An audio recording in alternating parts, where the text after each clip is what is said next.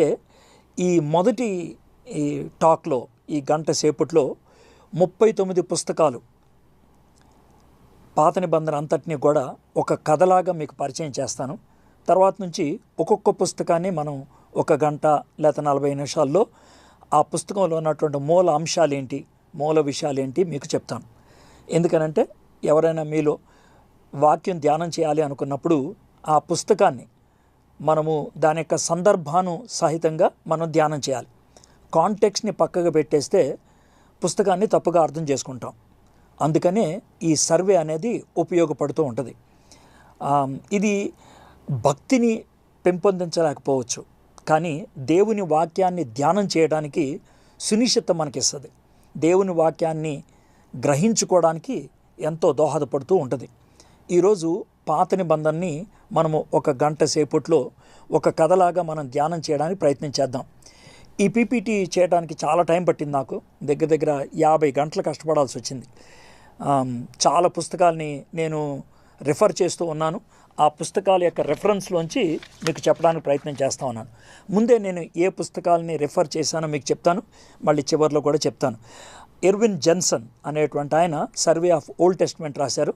దాని నుంచి Bill T Arnold, Bryan Beyer అనేటువంటి ఆయన ఎన్కౌంటర్ ది ఓల్డ్ టెస్ట్మెంట్, ఈ పుస్తకంలోంచి చాలా ఎక్కువ రిఫర్ చేయడం జరిగింది. Paul and Benware survey of the Old Testament, a popular survey of the Old Testament, Norman Geisler, ఈ పుస్తకాన్ని కూడా చాలా ఎక్కువ రిఫర్ చేశాను. Tremper Longman 3, Raymond Dillard, an introduction to the Old Testament. Gleason Archer, a survey of the Old Testament introduction. ఈ పుస్తకాన్ని నేను Bible కాలేజీలో చదువుకుంటున్నప్పుడు 4 రోజుల పాటు ఈ పుస్తకాన్ని చదవడం జరిగింది. సుమారు 700 పేజీలు కలిగినటువంటి ఈ పుస్తకాన్ని ఆ 4 రోజుల్లో చదివి దాన్ని సంక్షిప్తంగా రాయటం జరిగింది. కాబట్టి ఇది చాలా ఎక్కువ రిఫర్ చేశాను. OT survey, William Sanford LaSor. ఇవి కాకుండా డిక్షనరీస్ చాలా రిఫర్ చేశాను, అట్లాస్లు రిఫర్ చేశాను, ఆర్కియలాజికల్ కామెంటరీస్ కూడా రిఫర్ చేయటం జరిగింది. సో ఇది అంటే నేను కష్టపడ్డాను అనంటే బైబిల్ అంతా నేనే చదివి నేనే రాశాను అని చెప్పట్లేదు. ఈ పుస్తకాలన్నిటిని స్కాలర్స్ని రిఫర్ చేయటం బట్టి మీకు ఇది సంక్షిప్తంగా ఇవ్వడానికి అనేది దోహదపడుతూ ఉన్నది. సరే, ముందు కథారూపంగా మనం చూడటానికి ప్రయత్నం చేద్దాం. The story of God's redemption, నేను ఇది టైటిల్ పెట్టాను. దేవుని విమోచన వృత్తాంతం. బైబిల్ అంటే ఏంటి అనంటే పాత నిబంధన అయినా కొత్త నిబంధన అయినా దేవుడు మానవుల్ని విమోచించడానికి తాను చేసినటువంటి ప్రయత్నం. ఇది నేను ధ్యానం చేసినప్పుడు రాసుకున్నటువంటి statement. The redemptive plan and work of God the Father in Jesus Christ through the Holy Spirit to establish a redemptive community called the church to be with him forever is the story of the Bible. తండ్రి అయినటువంటి దేవుడు యేసుక్రీస్తులో పరిశుద్ధాత్మ ద్వారా ఒక విమోచన సమాజమైన సంఘాన్ని స్థాపించి ఎల్లప్పుడూ తనతో ఉండటానికి ఆయన విమోచన ప్రణాళిక మరియు పనియే బైబిల్ వృత్తాంతం.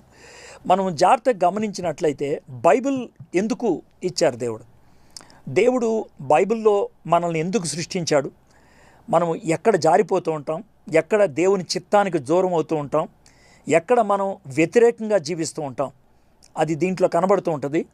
అయితే ఈ విధంగా దూరం అయిపోయినప్పుడు దేవుడు మనల్ని బాగు చేయడానికి తాను చేసేటువంటి ప్రయోగాలేంటి, దానికి మనము ఏ విధంగా ఆయనతో కలిసి ఉండాలి, ఏ విధంగా ఆయనకి మనం సహకరించాలి, ఇది మనం బైబిల్ నుంచి నేర్చుకునేటువంటి విషయం అన్నమాట. అయితే జాన్ స్టార్ట్ గారు ఆయన చక్కగా ఈ మాట రాశారు. ఏమనంటే బైబిల్కి ఆథర్ ఎవరంటే గాడ్ ద ఫాదర్. సబ్జెక్ట్, బైబిల్లో ప్రాముఖ్యమైనటువంటి విషయం ఏంటి అని అంటే జీసస్ క్రైస్ట్. ఇది జాన్ స్టార్ట్ గారు రాసిన మాట. అయితే ఈ విషయాన్ని మనకు అందించడానికి దేవుడు ఉపయోగించుకున్నటువంటి ఏజెంట్ ఎవరంటే God the Spirit, Holy Spirit. తండ్రి కర్త, కుమారుడు అంశము, పరిశుద్ధాత్ముడు రచయిత. ఈ విధంగా John Stott trinitarian authorship the Bible, బైబిల్కి త్రిత్వ గ్రంథకర్తను మనకు పరిచయం చేయటం అనేది జరుగుతుంది. Jesus Christ is the grand subject that brings the books of the Bible in to one place. బైబిల్లో ఉన్నటువంటి 66 పుస్తకాలు ఒక చోటకి రావడానికి కారణం ఏంటంటే ఈ 66 పుస్తకాల్లో కంటికి కనబడినటువంటి దారంలాగా ఉండేటువంటి యేసయ్య. యేసయ్య చాలా సందర్భాల్లో ప్రస్ఫుటంగా కనబడకపోవచ్చు, వెతికితే కనబడుతూ ఉంటాడు. పైనున్నటువంటి 66 పూసలు బైబిల్ అని అనుకుంటే కనుక మనకి కంటికి కనబడినటువంటి యేసయ్య దారంగా ఉంటూ ఉన్నాడు. అయితే ఈ బైబిల్ రాసినప్పుడు దాన్ని క్రోనాలజికల్గా రాశారు, థీమాటిక్గా రాయలేదు. క్రోనాలజీ అంటే అర్థం ఏంటి తెలుసా? క్రమక్రమంగా కాలమానం ప్రకారం రాసుకుంటూ వచ్చారు. కాబట్టి కాలమానం ప్రకారం రాసుకుంటూ వచ్చారు కాబట్టి ముందు సులభమైంది ఉంటుంది అనేది ఏమీ లేదు. రెండోది, దేవుడు అంటే ఎవరు అంటే వరుసగా 4 అధ్యాయాలు చదివితే వచ్చేస్తుంది. పరిశుద్ధాత్ముడు అంటే ఎవరు 4 అధ్యాయాలు చదివితే వచ్చేస్తుందని ఒక అంశం ప్రకారం రాసుకుంటూ రాలేదు. అది క్రోనాలజికల్గా రాశారు, సమయానుకూలంగా రాసుకుంటూ వచ్చారు. ఆ విషయాన్ని మనం గుర్తించాలి. అయితే the overview of the Bible is the best if it is seen as one story, the story of God's redemption of humanity. దేవుడు మానవుల్ని విమోచించేటువంటి ఒక ప్రక్రియగా, ఒక వృత్తాంతముగా మనము చూడగలిగినట్లయితే బైబిల్ మొత్తాన్ని, అప్పుడు బైబిల్లో ఉన్నటువంటి భాగాల్ని సరిగ్గా అర్థం చేసుకోవడానికి వీలవుతూ ఉంటుంది అన్నమాట.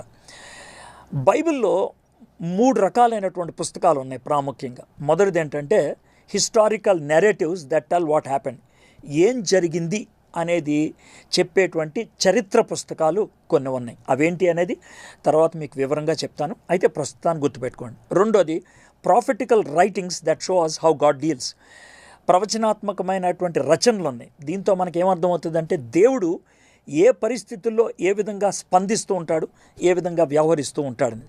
మూడోది poetical writings that warm our hearts regarding our understanding about God, దేవుణ్ణి సరిగ్గా అర్థం చేసుకోవడానికి, ఆరాధించేటప్పుడు హృదయం వేడెక్కడానికి, ఒకవేళ పాపపు భీతిలో ఉన్నప్పుడు మనల్ని సరిచేయడానికి ఈ కవితా రచనలు పొయిటికల్ రైటింగ్స్ ఉన్నాయా, అవి మనకి ఉపయోగపడేటట్లు మనకి అర్థమవుతూ ఉంటుంది.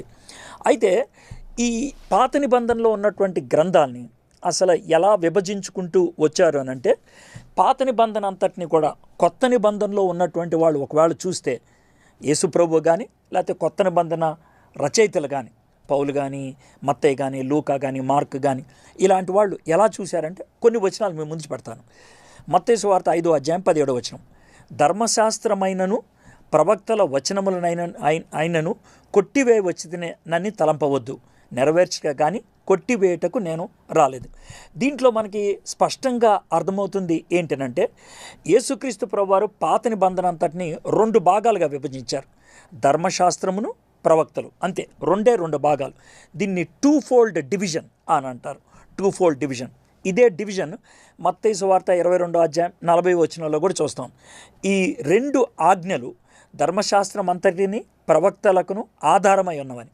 ఇక్కడ కూడా పాత నిబంధన అంతటిని కూడా 2 భాగాలుగా విభజించినట్లు చూస్తాం. లూకా సువార్త 24వ అధ్యాయం 27వ వచనం, ఎమ్మై మార్గం గుండా వెళ్తున్నప్పుడు యేసు ప్రభువారు ఆ ఇద్దరితో మాట్లాడుతూ చెప్తూ ఉన్నాడు, మోషేయు సమస్త ప్రవక్తలను మొదలుకొని లేఖనములన్నిటిలో తన్ను కూర్చిన వచనముల భావము వారికి తెలిపను. ఇక్కడ కూడా 2-fold డివిజన్ అనేది మనము చూస్తున్నాం.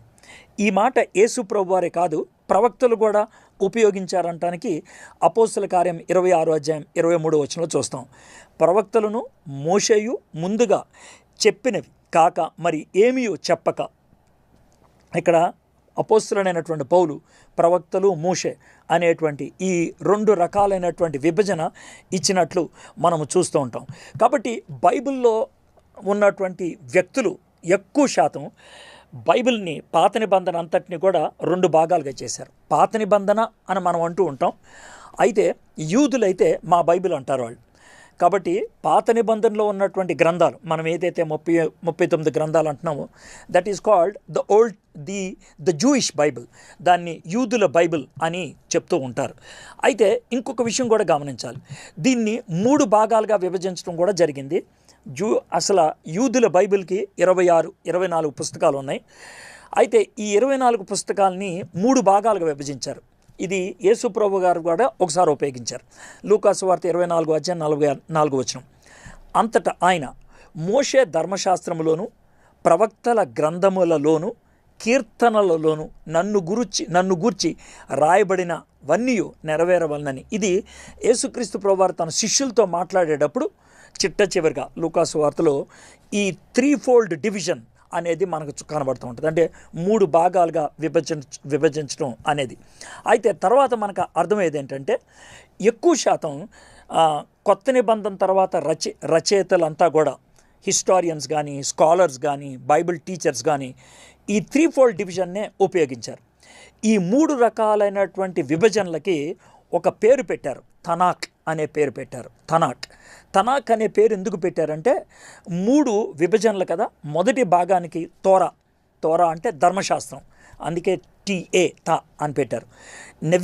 నెవిమ్ అంటే ప్రాఫిట్స్ అన్నమాట. మూడోది కెటువిమ్ అంటే రైటింగ్స్. కాబట్టి 24 గ్రంథాలు యూదుల బైబిల్లో ఉన్నటువంటి, ఇశ్రాయేలీలు వాడేటువంటి బైబిల్లో 24 గ్రంథాలని 3 భాగాలుగా విభజించారు. ఆ 3 భాగాలు ఈ విధంగా ఉంటాయి. మనకి తెలిసినట్లుగా పెంటటూక్ అంటారు, 5 ఖండాలు, మోషే భక్తుడు రాసినటువంటివి. ఆదికాండం, నిర్గమాకాండం, లేవీకాండం, సంఖ్యాకాండం, ద్వితీయోపదేశకాండం. దీన్ని ధర్మశాస్త్రము అని పిలుస్తూ ఉంటారు.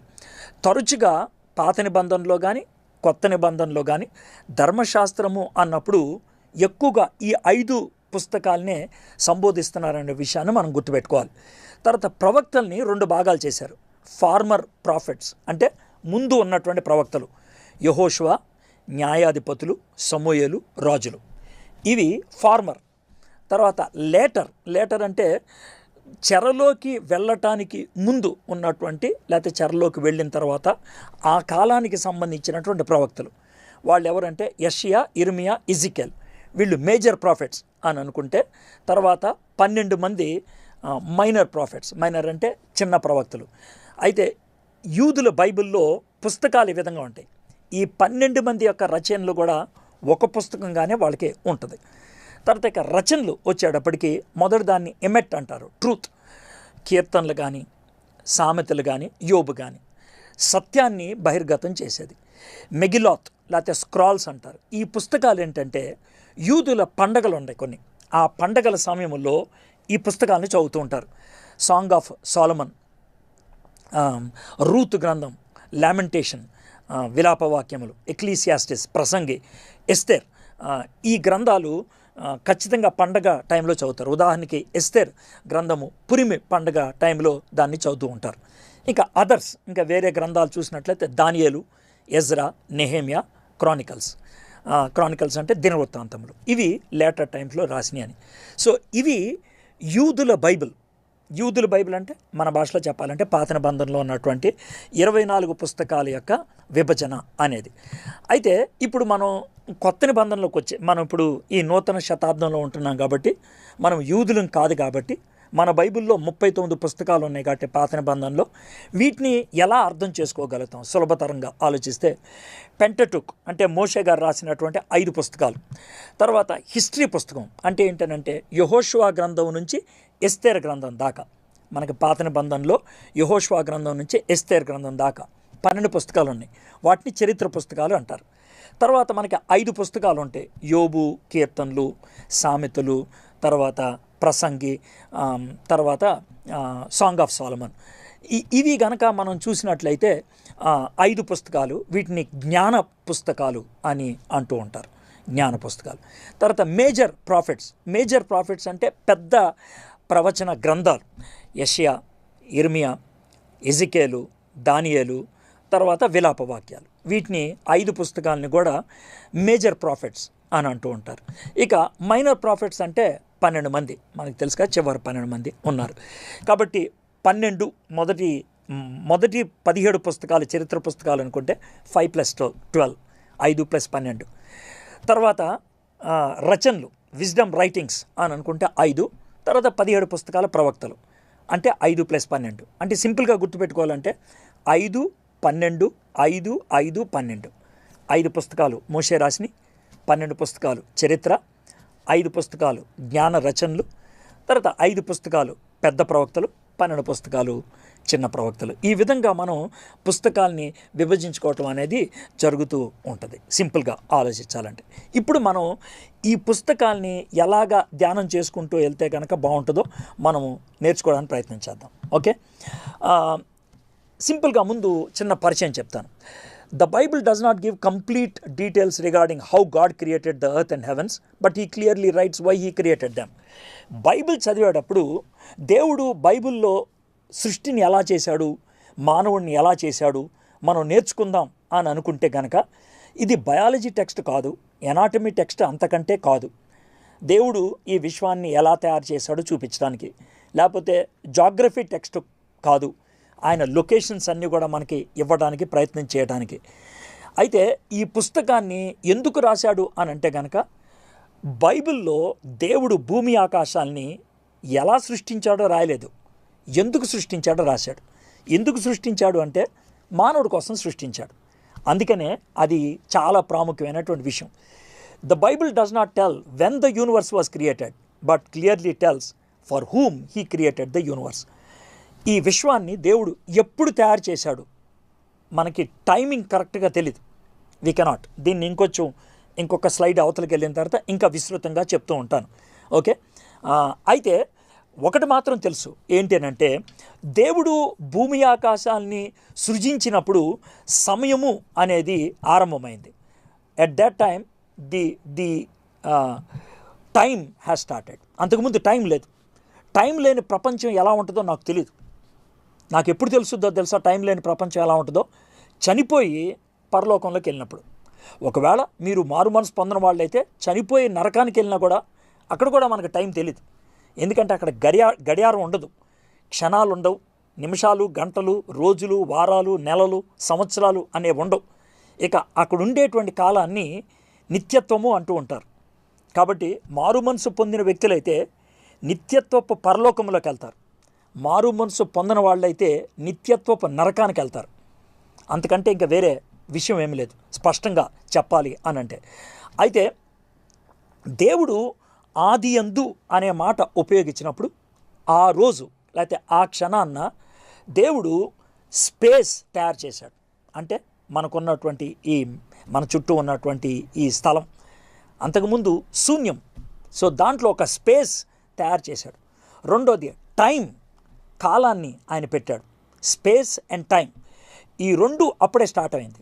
స్పేస్, టైం అండ్ మ్యాటర్, పదార్థము, స్థలము, సమయము, ఈ మూడిటికి ఆరంభము ఆది యందు దేవుడు భూమి ఆకాశాలు సృజించినప్పుడు అది జరిగింది అనేటువంటి విషయాన్ని మనం గుర్తించాలి. ఓకే. ఇక ఆ తర్వాత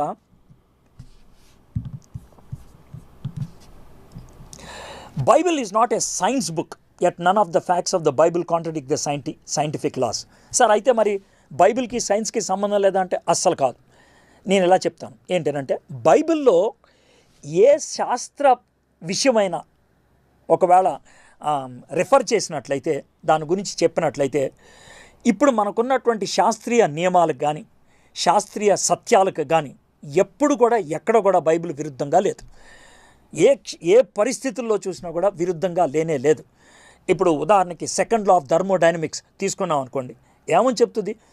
క్రమేణా ఈ ప్రపంచంలో ఉన్నటువంటి ఉపయోగించబడేటువంటి శక్తి అంతరించిపోతుంది.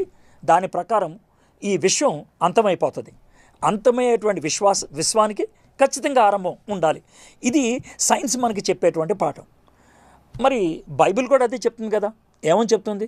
దేవుడు సృష్టించాడు ఒక పర్టికులర్ మూమెంట్లో, ఈ విశ్వానికి అంతం ఉంది, అది ఆయనకే తెలుసు ఎప్పుడు అనేది. సో సైంటిఫిక్ లాస్కి ఎక్కడ కూడా విరుద్ధంగా లేదు. దేవుడు ముందు జలములో ఆయన జీవరాశుల్ని సృష్టించాడు, ఆ తర్వాత భూమి మీద సృష్టించాడు. ఈ ఎవల్యూషన్ థీరీ చెప్పేవాళ్ళు కూడా వాళ్ళ థీరీస్లో కూడా ఏమని రాసుకున్నారు? అక్కడి నుంచే జీవం వచ్చింది, అక్కడి నుంచే జీవం వ్యాప్తి చెందుకుంటూ వచ్చింది అనేది రాసుకుంటూ రావటం అనేది జరుగుతూ ఉన్నది. కాబట్టి మనకున్నటువంటి నోన్ సైంటిఫిక్ అబ్జర్వేషన్స్కి, నోన్ సైంటిఫిక్ లాస్కి, మనకున్నటువంటి శాస్త్రీయమైనటువంటి నియమాలకి బైబిల్ ఎక్కడ కూడా విరుద్ధంగా ఉన్నట్లు మనము చూడం. The Bible never says that the earth was created in 4004. చాలామంది ఇక్కడ తప్పు ఎదుర్కొంటూ ఉంటారు. ఏమనంటే అంగర్ అనేటువంటి ఒక ఆయన తాను ఒక కాలాన్ని గీసుకుంటూ వెళ్ళిపోయాడు. అది బైబిల్లో లేదు. ఆయన ఒక సైన్స్, ఒక బిబిలికల్ స్కాలర్. ఆయన రాసుకుంటూ వచ్చాడు. ఎలాగ రాసుకుంటూ వచ్చాడు అని అంటే కనుక యేసు ప్రభు నుంచి లెక్క వెనక్కి వేసుకుంటూ వెళ్తాం, లేకపోతే ఆదాం దగ్గర నుంచి లెక్కలు వేసుకుంటూ వస్తాం. బట్టి ఆయన ఏమనుకున్నాడంటే యేసుక్రీస్తుకి 4004 సంవత్సరాల ముందు ఆదాము సృష్టింపబడ్డాడు అనేటువంటిది ఆయన చెప్పినటువంటి మాట. అయితే ఇది ఎంత మట్టుకు వాస్తవం, ఇది ఎంత మట్టుకు సరిపోతుంది, ఇది ఎంత మట్టుకు మనం ఒప్పుకోగలుగుతాం, ఇది మనకున్నటువంటి ప్రశ్న. కొంతమంది సైన్స్ పుస్తకాలు చదివేటువంటి వాళ్ళు ఈ విశ్వం వేల సంవత్సరాలు, లక్షల సంవత్సరాలు, కోట్ల సంవత్సరాల ముందు నుంచి ఉన్నదని చెప్తూ ఉంటారు కదా. బైబిల్ కాలం ప్రకారం ఆలోచిస్తే మనము 6000 సంవత్సరాలు దాటి లేవనే విషయం మనకి అర్థమవుతూ ఉన్నది. మరి ఇప్పుడు దీన్ని ఎలా అర్థం చేసుకోవాలి సార్?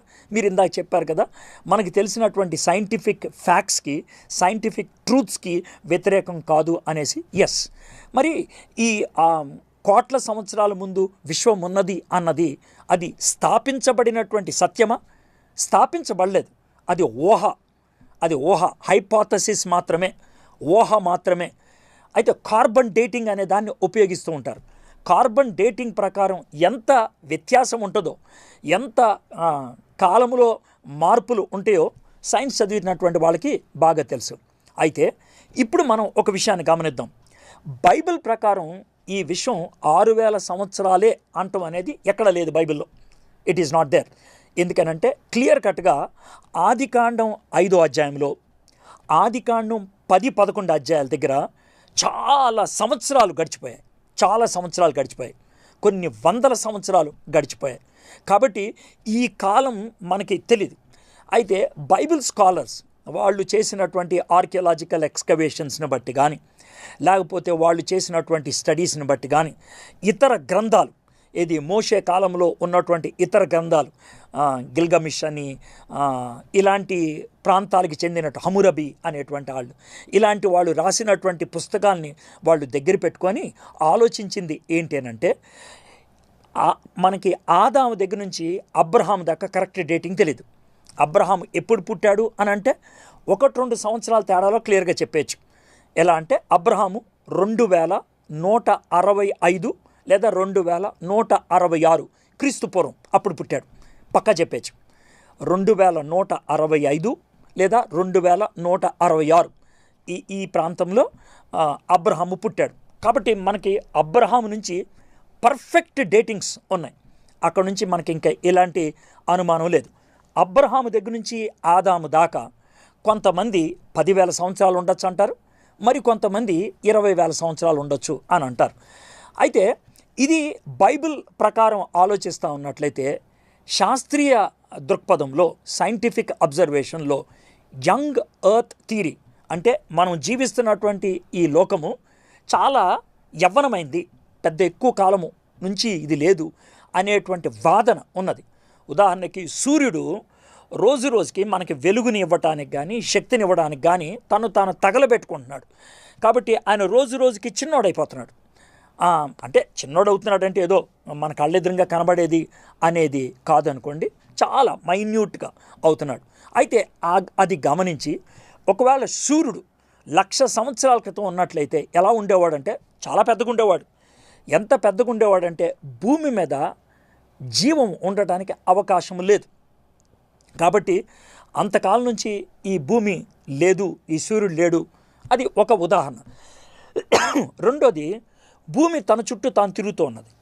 భూమి తన చుట్టూ తాను తిరిగేటప్పుడు ఈ యొక్క రెవల్యూషన్ చేసేటువంటి ఆ స్పీడ్ ఉంటుంది కదా, అది తగ్గిపోతుంది. అందుకనే సంవత్సరానికి 2 సార్లు, జూన్ జూలై నెలల్లో ఒకసారి, డిసెంబర్ 31 తారీఖున ఒకసారి ఒక సెకండ్ కలుపుతున్నారు అటామిక్ క్లాక్లో. ఎందుకనంటే ఇదివరకు ఉన్నంత వేగంగా భూమి ఇప్పుడు తిరగట్లేదు అని. ఒకవేళ భూమి 1,00,000 సంవత్సరాల క్రితం ఉన్నట్లయితే ఎంత వేగంగా తిరిగేదంటే భూమి మీద జలం ఉండటానికి అవకాశం ఉండేది కాదు, మనిషి జీవించడానికి అవకాశం ఉండేది కాదు. యంగ్ ఎర్త్ థియరీ ప్రకారం 14 సూచనలు ఇలాంటి ఇచ్చి భూమి మహా అయితే 30 నుంచి 50,000 సంవత్సరాలు, అది 50 నుంచి 30,000 సంవత్సరాలు పురాతనమైంది, అంతకంటే ముందు లేదు అనేటువంటిది శాస్త్రీయ పరిశోధకులు ఇచ్చినటువంటి మాట. ఇప్పుడు బైబిల్ ప్రకారం కనుక మనం చూసినట్లయితే 25,000 సంవత్సరాల దాకా మనం వెళ్ళాం. ఈ శాస్త్రవేత్తలు 50 నుంచి 30,000 దాకా వచ్చారు. ఏదో ఒక దినాన్న మరికొన్ని రుజువులు దొరకటంతో అటు బైబిల్ ఏదైతే చెప్పిందో ఆ కాలమానానికే శాస్త్రం కూడా రావటం జరుగుద్ది అనే విషయాన్ని మనము గుర్తించాలి. సో ఇది ఒక మేజర్ అబ్జర్వేషన్గా మనం గుర్తించాలి. సో ఇప్పుడు మనం బైబిల్ని ఎట్లా ధ్యానం చేస్తాం? మనం పాత నిబంధన అంతటిని కూడా ఒక కథలాగా చదువుతానికని నేను ఏం చేద్దాం అనుకున్నానంటే 3 విభాగాలుగా చూద్దాం అనుకుంటున్నాను. వ్యక్తులు, మనకి బైబిల్లో చాలా ప్రాముఖ్యమైనది వ్యక్తులు. రెండోది, ఆ వ్యక్తుల్ని ఎలా గుర్తుపెట్టుకుంటామంటే వాళ్ళ జీవితంలో జరిగినటువంటి సన్నివేశాలు, ఈవెంట్స్. మూడోది, ఏ కాలానికి చెందిన వాళ్ళు అని అనటానికి ఆ కాలంలో ఉన్నటువంటి ప్రవక్తలు కానీ గ్రంథాలు కానీ అయితే మనం సూచాయిగా పెట్టుకునేటువంటి డేట్స్. ఈ 4 కాలమ్స్ క్రింద నేను ఆది కాండము నుంచి మలాకి గ్రంథం దాకా ఒక కథలాగా మీకు చెప్పుకుంటూ వెళ్ళిపోతాను. మీరు జాగ్రత్తగా కథ వినుకుంటా వెళ్ళిపోతే కనుక సరిపోద్ది. ఈ రంగులు గుర్తుపెట్టుకోండి.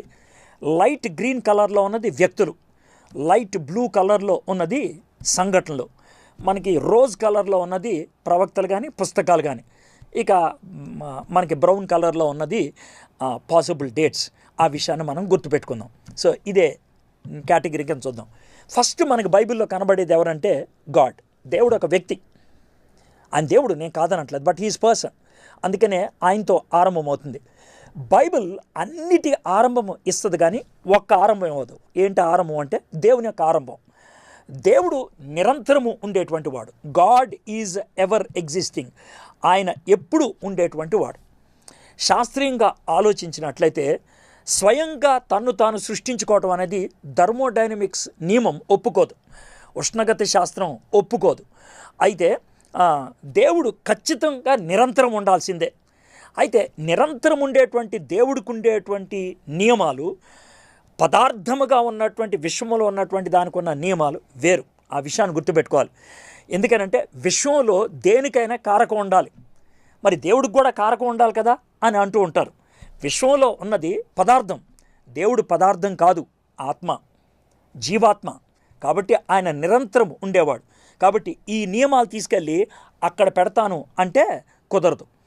కాబట్టి రెండోది, సార్ మరి ఎవల్యూషన్ ప్రకారము ఈ పదార్థం నిరంతరం ఉన్నది అని ఒప్పుకోవచ్చు కదా అని అంటే థర్మోడైనమిక్స్ ఒప్పుకోదు, ఉష్ణగత శాస్త్రం ఒప్పుకోదు, ఫిలాసఫీ ఒప్పుకోదు. ఎందుకనంటే నిరంతరమైంది దాంట్లో మనం ఉండటం అనేది అసాధ్యం అనేది తాత్విక ఆలోచన. కాబట్టి అది కూడా కుదరదు. కాబట్టి స్పష్టంగా మనం అర్థం చేసుకోవాల్సింది ఏంటి అంటే దేవుడు ఈ భూమి ఆకాశాలని సృజించాడు అనేటువంటి విషయం. సో దేవుడు మొట్టమొదటిగా సృష్టించింది ఆదాముని అవ్వని గార్డెన్ ఆఫ్ ఈడెన్, ఏదైనా తోటను ఆయన సృష్టించాడు. వరుసగా కథలాగా చూసుకుంటూ వెళ్ళిపోతాం. తర్వాత వాళ్ళ తొలి 2 కుమారులు కయీను, ఏబేలు. అయితే కయీను ఏబేలు చంపడంతో తొలి మర్డర్ అయింది. బైబిల్లో ఏదైనా ప్రస్తావించారంటే దాని వెనకాల ఉద్దేశం ఉంటేనే రాస్తారు, లేకపోతే రాయరు. అయితే ఆదాంకి ఇంకొక కొడుకు పుట్టాడు, అతని పేరు సేతు. సేతు గురించి ఎందుకు రాశారంటే సేతుని దేవుడు మొదట ఏర్పరచుకున్నాడు. ఆయన సంతతినే ఆయన రిడెంప్టివ్ జీనియాలజీ అని అంటారు. అంటే ఏంటంటే విమోచించేటువంటి వంశావళి అని అంటారు. ఆదాముకి చాలామంది కొడుకులు కూతుర్లు పుట్టారు. అర్థమైందా? ఇద్దరే అనుకుంటున్నారు కొంతమంది, ఆదాము ఏబేలు కయీను. అయితే కొంతమంది సేత్ దాకా వచ్చి ఆగిపోతున్నారు. చాలామంది కొడుకులు కూతుర్లు పుట్టారు. అయితే వాళ్ళల్లో దేవుడు ఏర్పరచుకున్నటువంటి ఆయన సేతు అన్నమాట. అందుకనే సేతు గురించి రాయటం జరిగింది. ఆ తర్వాత హానోక్, ఈనాక్ అని అంటారు ఇంగ్లీష్లో, హానోక్. ఆయన గురించి ఎందుకు రాశారు అని అంటే దేవునితో మొదటిగా యథార్థంగా నడిచి ఆయన మరణాన్ని చూడకుండా కొనిపోబడ్డాడు, ర్యాప్చర్, ఆయన పరలోకంలోకి ఎత్తబడ్డాడు. ఆ తర్వాత నోవహు, ఎందుకంటే దేవుడు నీతిమంతుడిగా చూసి అతని ద్వారా ఈ ప్రపంచాన్ని రక్షించాలి అని అనుకున్నాడు. కాబట్టి ఇక్కడ వ్యక్తుల్ని మనం చూసుకుంటూ వచ్చినట్లయితే ఆ విధంగా కనబడుతుంది అనమాట. ఓకే, సరే. ఇక ఈ నోవహు కాలంలో వచ్చినటువంటి వరద నిజమేనా కల్పితమా, ఇది చాలామంది అనుకుంటూ ఉంటారు. అయితే టర్కీ దేశంలో మీకు అక్కడ కనబడుతుంది కదా ఒక లొకేషన్ మార్క్, అక్కడ అరారత్ అనే కొండ ఉన్నది. ఈ అరారత్ అనేది అగ్నిపర్వతం. ఈ అగ్ని పర్వతం మీద, ఈ టర్కీ దేశంలో అతిపెద్ద పర్వతం ఇదే. అప్పుడున్నటువంటి ప్రపంచం అంటే అప్పుడు అమెరికా లేదని కాదు, ఆసియాలో మిగిలిన భాగాలు లేవని కాదు. అయితే అప్పట్లో మనుషులు జీవించేటువంటి ఆ భాగంలో అతి ఎత్తైనటువంటి పర్వతం ఇదే అని చెప్పాలి. అక్కడ ఈ పడవ ఆగినట్లు మనం చూస్తూ ఉంటాం. అయితే ఇక్కడ వరద గురించి 2 వాదనలు ఉన్నాయి. ఒక వాదన ఏంటంటే ఈ వరద కేవలం ఆ ప్రాంతానికి మాత్రమే చెందిందా, లేకపోతే ప్రపంచం అంతటికీ చెందిందా. అయితే ప్రపంచం అంతటికీ చెందింది అని అనటానికి బైబిల్లో వచనాలు ఉన్నాయి స్పష్టంగా. ఏమనంటే ఇక భూమి మీద వేరే జీవరాశులు లేవు అనేటువంటి మాట ఉన్నది. అంతేకాకుండా ఆర్కియలాజికల్ ఎవిడెన్సెస్ ఉన్నాయి. ఉదాహరణకి మన ఇండియాలో థార్, మనకి డెజర్ట్ ఉన్నది కదా, ఎడారి, అక్కడ కూడా నీటి ఛాయలు ఎడారి మధ్యలో కనబడటం, నీటి సంబంధించినటువంటి జంతువుల యొక్క ఫాజల్స్ అక్కడ కనబడటం అనేది విచిత్రంగా మనకి అనిపిస్తూ ఉంటుంది. కాబట్టి అది విశ్వవ్యాప్తం అనేది మనం గుర్తించాలి.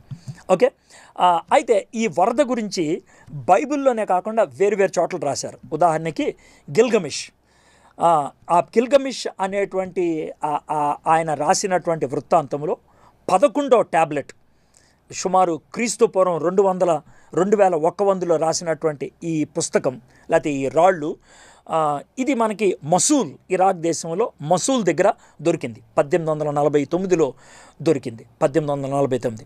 దీన్ని గిల్గమిష్ కింగ్ ఆఫ్ ఉరాక్, ఆ దేశాని పేరు ఉరాక్ అంటారు. గిల్గమిష్ అనేటువంటి రాజు, ఆ రాజుకి ఒక ఆయన హెచ్చరిక ఇచ్చాడు. ఉత్నపిష్టిమ్ అనేటువంటి ఆయన హెచ్చరిక ఇచ్చాడు. ఏమన్నా తెలుసా? ప్రపంచమంతా యుద్ధం వస్తుంది, వరద వస్తుంది, ఆ వరదలో మునిగిపోతారు, కాబట్టి మీరు ఒక పడవ కట్టండి అని గిల్గమిష్తో చెప్పినట్లు ఆ రాయి మీద రాయటం అనేది మనం చూస్తూ ఉన్నాం. ఓకే, ఇంకొక చోట కూడా ఉంటుంది, సుమేరియన్ స్టోరీ అని అంటారు. సుమేరియన్ స్టోరీ ఇది కూడా ఇరాక్ దేశంలో నుఫార్ అనే ప్రాంతంలో 1890లో దొరికింది. ఏమని ఉంటుందని అంటే, ఎంకి అనేటువంటి ఒక దేవుడు ఉన్నాడు. ఆయన సముద్రానికి దేవుడు, నీటికి దేవుడు. ఆయన నేను వరదను పంపించబోతున్నాను అని ఆ స్టోరీలో ఉన్నటువంటి హీరోకి ఒక పడవను కట్టు, నువ్వు మనుషుల్ని కొంతమందిని కాపాడు, జంతువుల్ని కొన్నిటిని కాపాడని హెచ్చరించినట్లు ఈ రాతలు కనబడుతూ ఉన్నాయి. కాబట్టి ఇక బైబిల్లో ఏ విధంగా వరద ఉన్నదో వీటిల్లో కూడా ఉన్నది. కాబట్టి వరద ఏదో ఊహా కల్పితం అని లేకపోతే మిథాలజీ, అది పురాణం అని అనుకోవద్దు, చారిత్రకమైంది అనే విషయాన్ని మనం గుర్తుపెట్టుకోవాలి. బైబిల్ చారిత్ర పుస్తకం, అది మనం గుర్తుపెట్టుకోవాలి. చరిత్ర అంతా ఉండదు, కానీ దేవుని విమోచన విషయం గురించి మాత్రం ఖచ్చితంగా చరిత్ర ఉంటుంది. ప్రపంచ చరిత్రకు బైబిల్ చరిత్ర ఎప్పుడు కూడా విరుద్ధంగా కనబడదు. ఆ విషయం గుర్తుపెట్టుకోండి.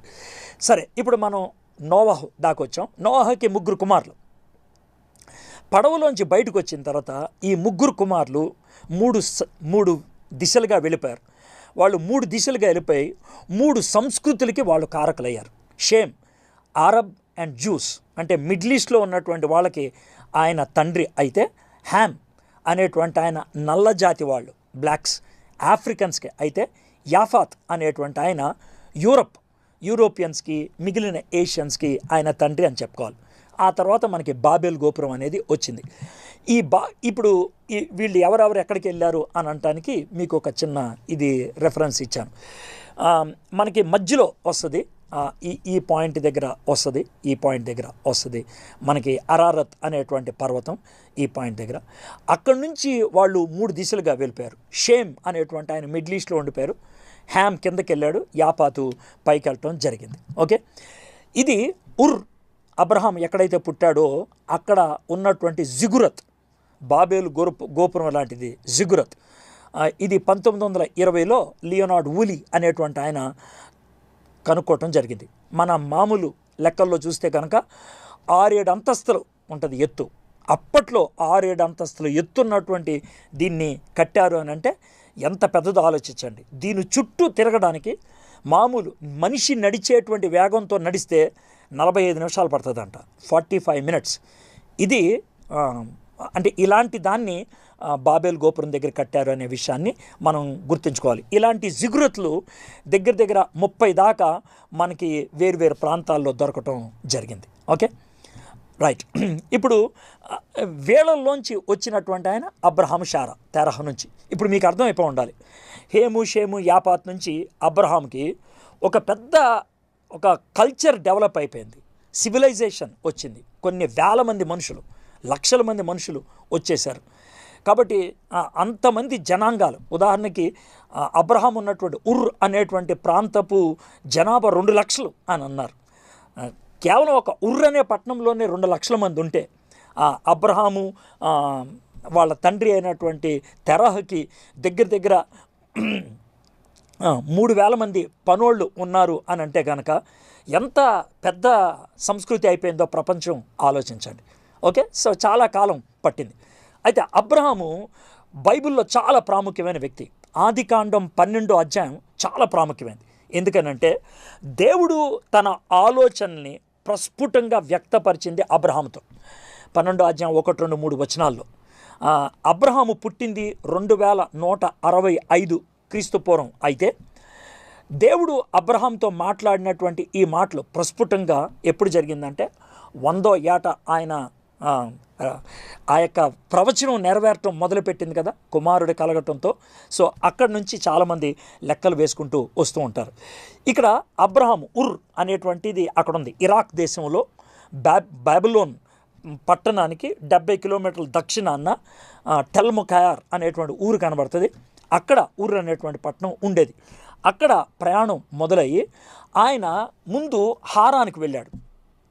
ఆ తర్వాత ఆయన కిందకు వచ్చి ఆయన బేతెల్ తర్వాత బేర్షబా అనే ప్రాంతంలో ఆయన సెటిల్ అయినట్లు మనం చూస్తూ ఉంటాం. ఈ ప్రయాణం అంతా కూడా 25 సంవత్సరాలు ఆయనకు పట్టింది హారాన్ నుంచి. అయితే ఊరు నుంచి హారానికి వెళ్ళేటటువంటి టైము మనకి తెలీదు. హారాన్లో తండ్రి చనిపోయేదాకా ఉన్నాడు, చాలా కాలం అక్కడ ఉండిపోయాడు, అక్కడ స్థిరపడిపోయాడు. ఆ తర్వాత రావటం జరిగింది. తర్వాత అబ్రహాం తర్వాత ఇస్సాకుని దేవుడు ప్రత్యేకించుకున్నాడు. ఇస్సాకు కుమారులో ఈసావు యాకోబుని ప్రత్యేకించుకున్నాడు. ఆ తర్వాత యాకోబులో యోసేపు చాలా ప్రత్యేకించబడినవాడు.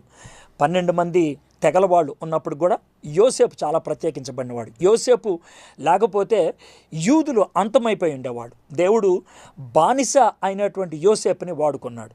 చాలా సందర్భాల్లో బానిసల్ని దేవుడు వాడుకొని వాళ్ళని ఆయన యూదుల్ని కాపాడటానికి ఉపయోగించినట్లు మనం చూస్తాం. అక్కడ మనకి టైం పీరియడ్స్ కూడా పక్కన కనబడుతూ ఉంటాయి. దీన్ని ఫర్టైల్ క్రిసెంట్ అంటారు. ఫర్టైల్ క్రిసెంట్ అని అంటే ఆదికాండం అంతా కూడా కేవలం ఏ దేశాలకి సంబంధించిందంటే ఇరాక్ దేశం, సిరియా దేశం, యోర్దాను దేశం, ఇస్రాయెల్ దేశం, ఐగుప్తు దేశం. ఈ 5 దేశాలే.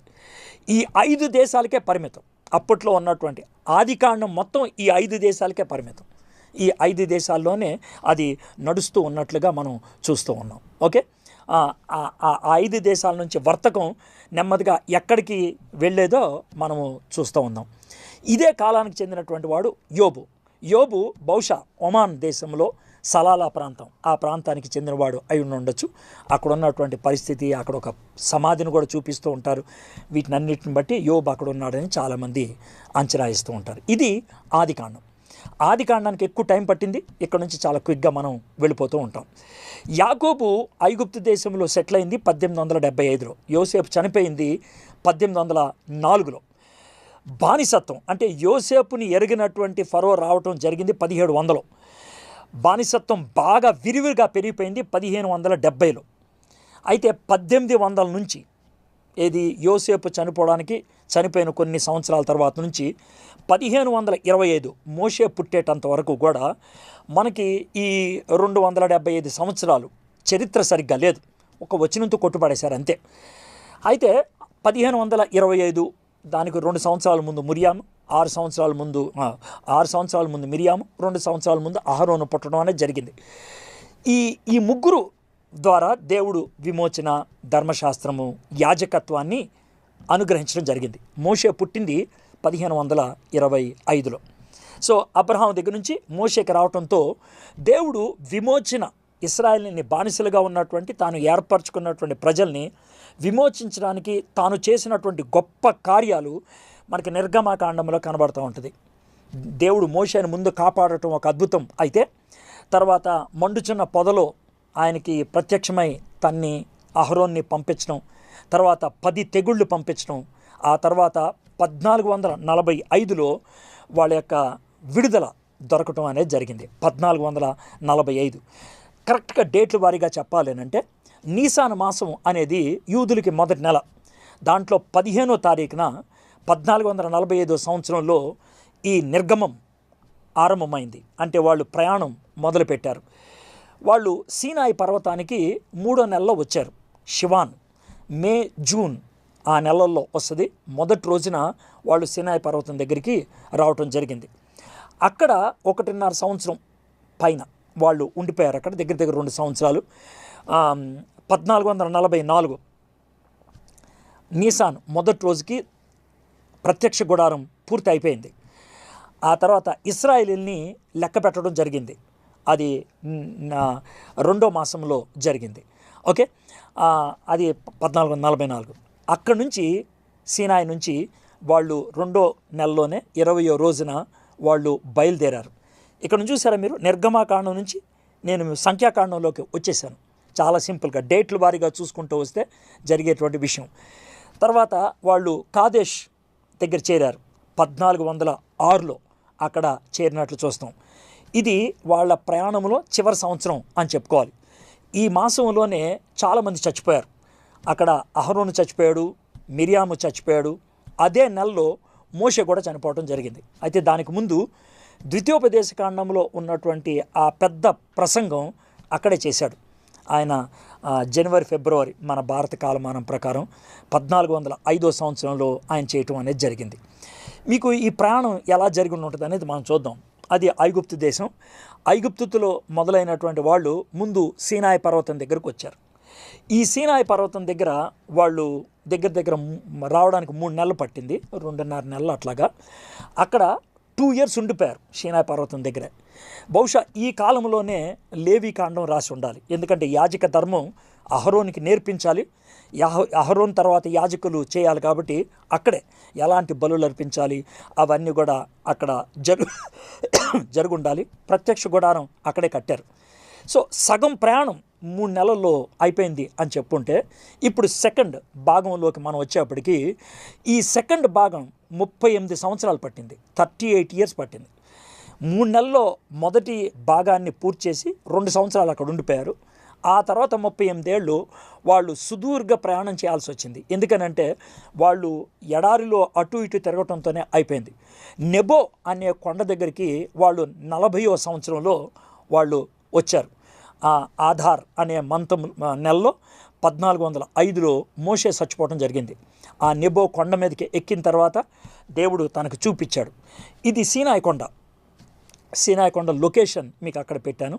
బహుశా ఇశ్రాయేలీల కింద అలా టెంట్లు వేసుకొని మోషే పైన దేవుడితో 40 రోజులు గడపటం, అక్కడే బంగారు దూడను తయారు చేసుకోవటం జరిగింది ఉండాలి.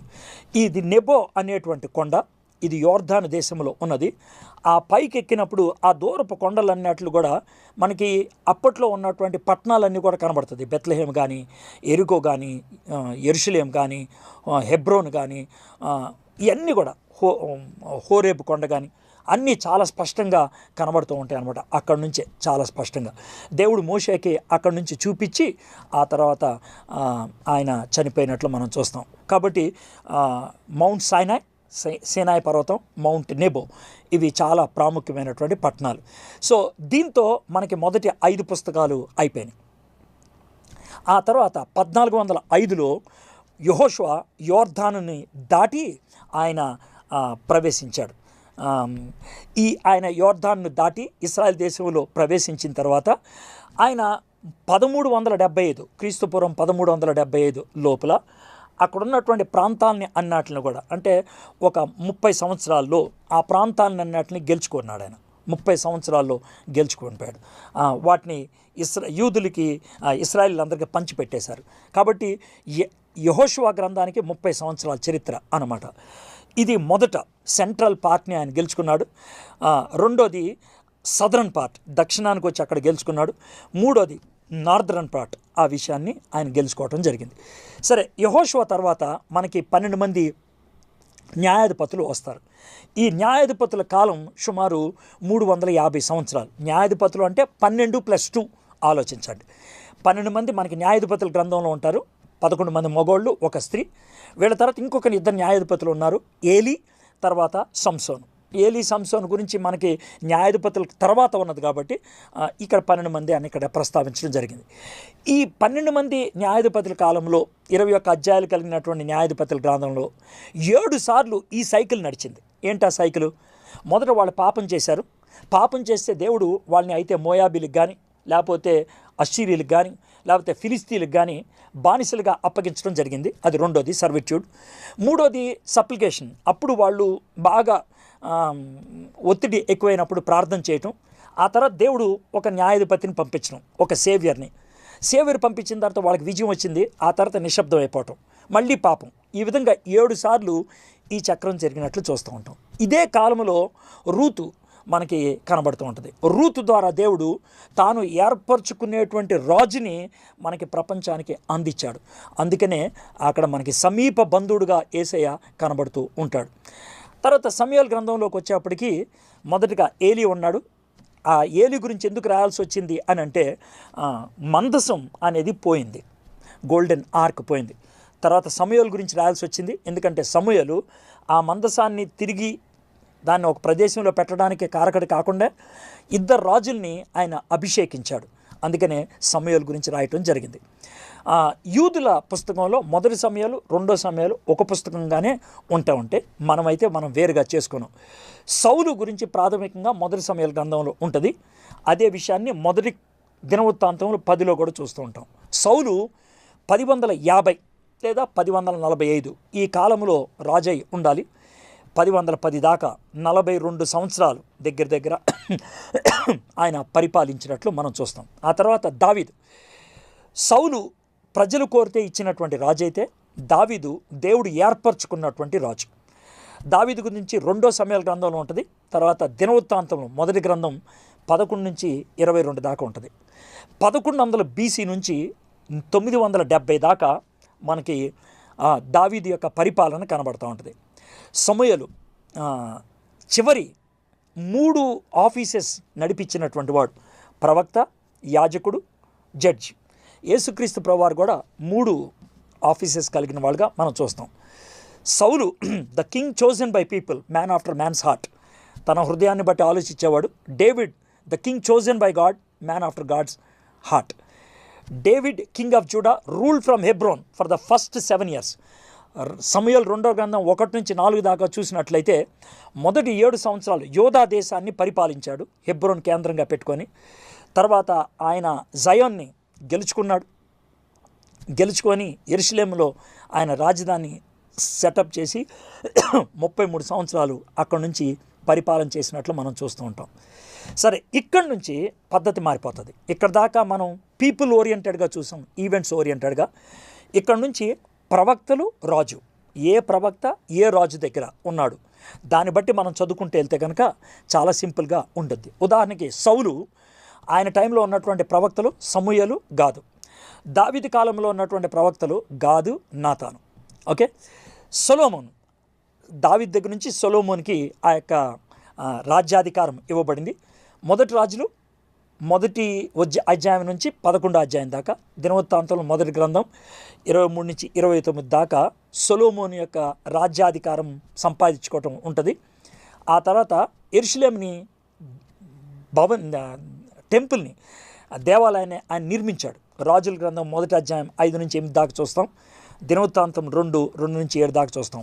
953లో, క్రీస్తుపూర్వం 953లో యెరూషలేం దేవాలయం కట్టడం అనేది జరిగింది.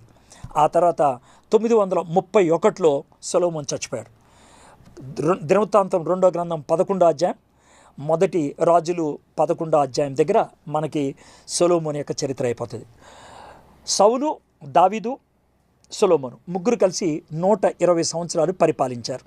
ఆ తర్వాత సొలొమోను కాలంలో ఉన్నటువంటి ప్రవక్త అయినటువంటి ఎహిజా చాలా స్పష్టంగా చెప్పాడు, నువ్వు దేవునికి వ్యతిరేకంగా ఉన్నావు కాబట్టి నీ రాజ్యం 2గా చీలిపోతుంది అని చెప్పడం జరిగింది.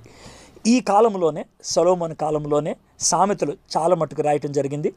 సాంగ్ ఆఫ్ సొలొమన్ రాయటం జరిగింది. ఆ టైంలోనే పరమద్గీతములు, ఎక్లీసియాస్టిస్ ప్రసంగి గ్రంథం కూడా రాయటం జరిగింది ఆ కాలంలోనే. ఇది ఒక మోడల్, సొలొమోను కట్టించినటువంటి దేవాలయం యొక్క మోడల్. ఈ తర్వాత సొలొమోను దావీదు పరిపాలించినటువంటి ఈ గొప్ప దేశం రెండుగా చీలిపోయింది. ఎర్రగా ఉన్నదాన్ని సదరన్ కింగ్డమ్ అంటారు, దాన్ని యోధా అంటారు. పచ్చగా ఉన్నదాన్ని ఇశ్రాయేలు, నార్దరన్ కింగ్డమ్ అని పిలుస్తూ ఉంటారు. 12 గోత్రాలకి విభజించింది యెహోషువ. అది మన పక్కన కనబడుతుంది. ఇది సొలొమోను దావీదు పరిపాలించినటువంటి దేశం. ఓకే, ఇప్పుడు మనం ఈ 2 దేశాలని చూద్దాం, ఇశ్రాయేలు, యోధా. ఎందుకంటే సొలొమోను తర్వాత రాజ్యం 2గా చీలిపోయింది, ఆంధ్ర తెలంగాణ లాగా. సో ఏ రాజు ఏ దేశం కిందకు చెందినవాడు, ఆ కాలంలో ఉన్నటువంటి ప్రవక్త ఎవరు చూసుకుంటే సరిపోద్ది. జెరోబాం అది ఇజ్రాయెల్ని పరిపాలిస్తే రెహబోం ఆయన దక్షిణ యోధాని పరిపాలించాడు. అక్కడ రెఫరెన్సెస్ ఇచ్చాను. బై ద బై, మీలో ఎవరికైనా ఈ యొక్క ఈ మ్యాటర్ అంతా కూడా కావాలంటే పీడిఎఫ్ ఫార్ములా నేను ఇస్తాను. మీరు నాకు టెక్స్ట్ చేయండి. ఇక్కడ దీంట్లోనే టెక్స్ట్ చేసినప్పుడు మీ నెంబర్ పెట్టండి, ఎందుకంటే మీకు వాట్సాప్ చేస్తాను నేను. తర్వాత ఈ ఒక్క విషయం క్లియర్ చేయండి, ఏంటంటే మీకు తెలుగులో కావాలా, ఇంగ్లీష్లో కావాలా? ఒకవేళ తెలుగులో కావాలంటే ఇప్పుడు క్రానికల్స్ అని రాశాం కదా, దాన్ని కూడా తెలుగులో దినవృత్తాంతములు అని స్పష్టంగా మార్చి ఇస్తాను. కొంతమంది పాపం ఇంగ్లీష్ అంత చక్కగా రాకపోయి ఉండొచ్చు, అందుకనే మీకు తెలుగులో కావాలా, ఇంగ్లీష్లో కావాలో చెప్తే దాన్ని మీకు పీడిఎఫ్ ఫామ్లో నేను పంపిస్తాను. ఓకే, తర్వాత రాజులు అలా చూసుకుంటే వెళ్ళిపోతే సింపుల్గా సరిపోతుంది. ఎక్కడైతే ప్రవక్తలు వస్తారో అక్కడ నేను ఆగటానికి ప్రయత్నం చేస్తాను. ఇప్పుడు ఆహాబు రాజు కాలంలో మనకి ఏలియా ప్రవక్త కనబడుతూ ఉంటాడు, ఎలైజా. ఆహాబు పరిపాలనా సమయంలోనే ఓబద్యా అనేటువంటి ప్రవక్త కూడా ఉన్నట్లు మనం చూస్తూ ఉంటాం. ఈ ఆహాబు అనేటువంటి ఆయన జెహోషాపాత్తో కూడా మాట్లాడినట్లు మనము చూస్తూ ఉంటాం. ఈ ఏలియా అహజియా ఆ ప్రవక్త యొక్క కాలంలో కూడా ఉన్నాడు. ఆ కాలంలోనే ఆయన ఎత్తబడటం అనేది మనం చూస్తూ ఉన్నాం. ఆ తర్వాత ఎలీషా వచ్చాడు. ఎలీషా జెహోరాంతో మాట్లాడినట్లు మనం చూస్తాం. ఎలీషా జహూతో మాట్లాడాడు. ఆ తర్వాత ఆయన కాలంలోనే మనకి యోవేలు కనబడుతూ ఉంటాడు, యోవేలు. ఓకే, వీళ్ళు యూదాలో ప్రవచించాడు. అయితే ఎలీషా ఇశ్రాయేల్లో ప్రవచించారు. ఆ విషయాన్ని గుర్తుపెట్టుకోవాలి. ఎలీషా చనిపోయాడు జెహోయాష్ కాలంలో. ఆ తర్వాత యెషయా ప్రవచించడం మొదలుపెట్టాడు. యెషయా కాలంలోనే ఇశ్రాయేల్ దేశంలో ఆమోసు, హోసియా, జోనా వీళ్ళు ప్రవచించారు. వీళ్ళు యెషయా ఉన్న కాలంలోనే ప్రవచించారు. యెషయా యోధా దేశంలో ప్రవచించారు. ఆమోసు, హోసియా, యోనా ఇశ్రాయేల్ దేశంలో పరిపాలించాడు. యెషయా యోధా దేశంలో పరిపాలించినప్పుడు ఉజ్జియా ఉన్నాడు. ఆయన హిజ్కియా దాకా కూడా ఉండేవాడు యెషయా. చాలా కాలం, దగ్గర 60 సంవత్సరాలు ఆయన ప్రవచించినట్లు మనం చూస్తూ ఉన్నాం. ఓకే, అదే కాలంలో మీకా కూడా ప్రవచించాడు ఇశ్రాయేల్ దేశంలో. సో ఇప్పుడు చూడండి ఎంత స్పష్టంగా కనబడుతుంది. యెషయా ఒక యోధా దేశంలో ప్రవచిస్తూ ఉన్నప్పుడు ఇశ్రాయేల్ దేశంలో ఆమోసు, హోసియా, యోనా, ఆ తర్వాత మీకా కూడా ప్రవచించినట్లు మనం చూస్తాం. అంటే దాంతో ఎన్ని గ్రంథాలు వెళ్ళిపోయినాయో చూడండి. కాబట్టి ఇప్పుడు మీకా గ్రంథం మీరు చదివేటప్పుడు ఏం చేయాలంటే, మీకా ఏ కాలంలో ఉన్నాడో ఆ కాలంలో ఉన్నటువంటి రాజుల చరిత్ర, ఇశ్రాయేల్ చరిత్ర చదివితే ఓహో ఈ కాలంలో ఇలాంటి ప్రవచనాలు వచ్చినాయి అనమాట. యెషయా ప్రవచనాల్ని అర్థం చేసుకోవాలి అనుకుంటే కనుక మనము ఉజ్జియా గురించి, తర్వాత ఆహాజ్ గురించి, వీళ్ళ గురించి చదువుతూ ఉన్నప్పుడైతే కనుక మనకి స్పష్టంగా అర్థమవుతూ ఉంటుంది అన్నమాట. కాబట్టి ఆ కాలానికి చెందిన వాళ్ళు కాబట్టి. అయితే చివరికి 722లో 20 రాజులు పరిపాలించిన తర్వాత అస్సీరియా దేశానికి చెందినటువంటి సెనాకెరబ్ వచ్చి ఇశ్రాయేలుని మటుమాయం చేశాడు. ఇశ్రాయేలీలు ఇక లేరు. 10 గుంపులు కలిసినటువంటి నార్దరన్ కింగ్డమ్ ఉందే, అది ఇక లేదు. అందుకనే ఇశ్రాయేల్ని ద లాస్ట్ ట్రైబ్స్ అంటారు, అంటే కనబడకుండా మరుగైపోయినటువంటి ట్రైబ్స్ అంటారు. 722లో వాళ్ళు కనుమరుగైపోయారు. అయితే ఇక దక్షిణ దేశం మాత్రమే మిగిలింది, యోధా. దాన్ని హిజ్కియా పరిపాలిస్తూ ఉన్నాడు. హిజ్కియా పరిపాలిస్తున్నప్పుడు యెషయా సహాయం చేయబట్టే ఏ సెనాకరబ్ అయితే ఇశ్రాయేలీల్ని నాశనం చేశాడో యూదాను కూడా నాశనం చేయడానికి వచ్చాడు. అయితే యెషయా ఉండబట్టి, యెషయా హిజ్కియా ప్రార్థన చేయటం బట్టి సెనాకరబు అద్భుతమైనటువంటి విధంగా చనిపోయాడు. ఒక్క దేవదూత వెళ్ళి 1,85,000 మందిని సంహరించడం అనేది ఇక్కడే మనం చూస్తూ ఉంటాం. అయితే మీరు ఇక్కడ గమనించినట్లయితే రాజులు 2వ గ్రంథం 18 నుంచి 20 దాకా, దినవృత్తాంతం 2వ గ్రంథం 29 నుంచి 32 దాకా, యెషయా 36 నుంచి 39 దాకా ఒకే కాలానికి చెందినటువంటి విషయాలు, హిజ్కియా కాలానికి చెందినటువంటి విషయాలు చాలా మటుకు ఒకే విధంగా ఉన్నట్లు మనం చూస్తూ ఉంటాం. యెషయాని మనష్షే కాలంలో రంపంతో కోసి చంపేశారని చెప్తూ ఉంటారు. మనష్షే అనేటువంటి ఆయన చెడ్డ రాజు. 53 సంవత్సరాలు ఆయన రాజుగా ఉన్నాడు. ఆయన కాలంలోనే నహూం వచ్చాడు. ఆయన చనిపోయినప్పుడు అమ్మోను రాజయ్యాడు. అమ్మోను రాజయ్యని 2 ఏళ్లకే ఆయన్ని చంపేయటం జరిగింది. జోషియా రాజయ్యాడు. జోషియా రాజైనప్పుడు మనకి చాలామంది రాజులు వచ్చారు, ప్రవక్తలు వచ్చారు. జెర్మియా వచ్చాడు ముందు. జెర్మియా చాలా కాలం ఉన్నాడు. తర్వాత జెఫన్యా వచ్చాడు.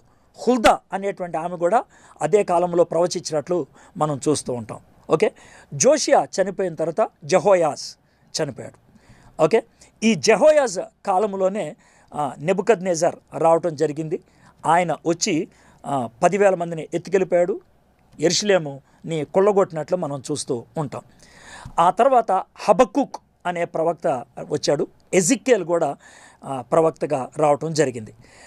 ఆ మధ్యలో గ్యాప్ ఎందుకు పెట్టాను అని అంటే, ఆ గ్యాప్లోనే నెహెమ్యా నెబుకద్నెజర్ రావటం జరిగింది. వచ్చి 10,000 మందిని ఎత్తుకెళ్ళిపోయాడు. ఈ 10,000 మందిలో మనకి షడ్రక్, మెషక్, అబేద్నెగో, దానియేలు వంటి వాళ్ళు కనబడుతూ ఉంటారు. తర్వాత బంగారాన్ని కొల్లగొట్టుకొని వెళ్ళిపోవటం జరిగింది. మళ్ళీ 586లో వచ్చాడు. యెరూషలేము మొత్తాన్ని కూలిపోవటం జరిగింది. సో ఇది పరిస్థితి అన్నమాట. 722 క్రీస్తు పూర్వంలో ఇశ్రాయేలు కనుమరుగైపోతే 586లో యెరూషలేముని పూర్తిగా నాశనం చేసేసి ఆయన కబ్జా చేసుకున్నట్లు మనం చూస్తూ ఉన్నాం. 605 ఆ ప్రాంతాల్లో 10,000 మందిని ఎత్తుకెళ్ళిపోవటం అనేది జరిగింది.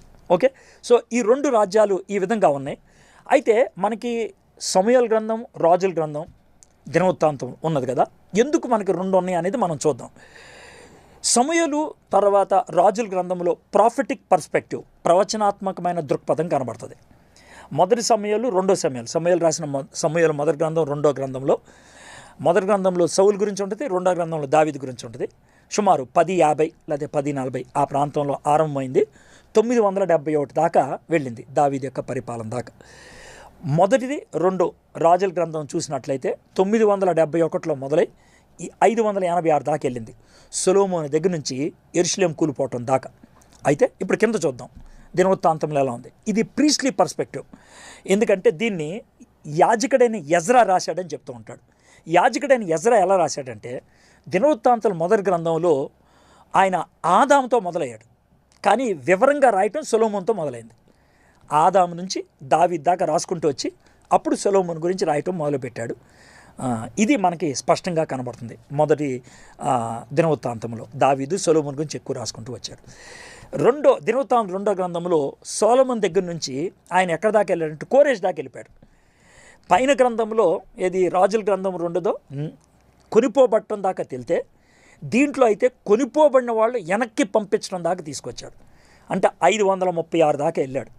ఆయన పైన అయితే 586 దగ్గర ఆగింది. సో అందుకనే స్పష్టంగా కనబడుతుంది. దినవృత్తాంతాల గ్రంథంలో సదరన్ కింగ్డమ్ గురించి రాసుకుంటూ వచ్చాడు, నార్దర్న్ కింగ్డమ్ గురించి రాయలేదు. నార్దర్న్ కింగ్డమ్ అంటే ఇస్రాయెల్ గురించి రాయలేదు. ఎక్కువగా దీని గురించే రాయటం జరిగింది. ఓకే, అయితే వీళ్ళు చెరలోకి వెళ్ళిపోయిన తర్వాత 70 ఏళ్ళు ఉన్నారు. దానియేలు ప్రార్థన చేశాడు ఇర్మియా ఇచ్చినటువంటి ప్రవచనానికి నెరవేర్పుగా. అప్పుడు చూడండి, 605లో నెబుకద్నెజర్ ఆయన యెరూషలేముని ధ్వంసం చేసి 10,000 మందిని ఎత్తుకెళ్ళిపోయాడు. 536లో కోరేషు వెనక్కి పంపించడం జరిగింది. కరెక్ట్గా ఈ 2 ఏళ్ళకి 70 ఏళ్ళు. హగ్గై, జకర్యా వెనక్కి వచ్చిన తర్వాత వీళ్ళు ప్రవచించి మందిరాన్ని కట్టమని చెప్పాడు. ముందు షేష్ బజార్తో, తర్వాత జెరుబ్బాబెల్తో చెప్పడం జరిగింది. ఆ తర్వాత మందిరాన్ని కట్టారు. నెబుకద్నెజర్ 586లో కూల్చేస్తే జెరుబ్బాబెల్ 516లో మందిరాన్ని పూర్తి చేశాడు. కరెక్ట్గా 70 ఏళ్ళు. ఎంత స్పష్టంగా ఉందో చూడండి. ఈ 70 ఏళ్ళకి ఒక మాట చెప్తూ ఉంటారు, ఇశ్రాయేలీలు ప్రతి 7వ సంవత్సరాన్ని కూడా సబాటికల్ ఇయర్గా వదిలేయాలి. అక్కడ అందులో పంటలు అవి ఉండకూడదు. అయితే వీళ్ళు 490 సంవత్సరాలు వాళ్ళు ఈ సబాటికల్ ఇయర్ని పాటించలేదు కాబట్టి దేవుడు ఈ 70 సంవత్సరాలని వాళ్ళు పని పాట లేకుండా చేసి పెట్టేశాడు అని యాజకులు చెప్తూ ఉంటారు, యాజక ధర్మంలో చెప్తూ ఉంటారు. ఆ తర్వాత ఎజ్రా గ్రంథం 6-7 అధ్యాయాల మధ్యలో మనకి ఎస్తేర్ కనబడుతుంది. అంటే ముందు ఎజ్రా అని కాదు, ఎజ్రా మొదటి 5 అధ్యాయాల్లో చరిత్ర రాసుకుంటూ వచ్చాడు. ఆ తర్వాత ఎస్తేర్ కనబడుతుంది. ఎస్తేరు 483-473 ఈ కాలానికి చెందినటువంటి వ్యక్తి. 458లో ఎజ్రా ఆయన రెండో గుంపుని వెనక్కి తీసుకొని వచ్చాడు. మొదటి గుంపుని శేష్ బసార్ తెచ్చాడు, రెండో గుంపుని ఎజ్రా తీసుకొని వచ్చాడు. ఆ తర్వాత నెహెమ్యా 445లో మొదటిసారి వచ్చాడు, 433లో రెండోసారి వచ్చాడు. నెహెమ్యా 433లో రెండోసారి వచ్చింది మనకి బైబిల్ చరిత్రలో చిట్ట చివరి రెఫరెన్స్ అని మనం చెప్పుకోవచ్చు. మలాకి ఎప్పుడున్నాడు అని అంటే కొంతమంది 460 అని చెప్తూ ఉంటారు, ఎజ్రా కంటే కొంచెం ముందు. కొంతమంది నెహెమ్యా కాలానికి చెందినవాడు అని చెప్తూ ఉంటారు.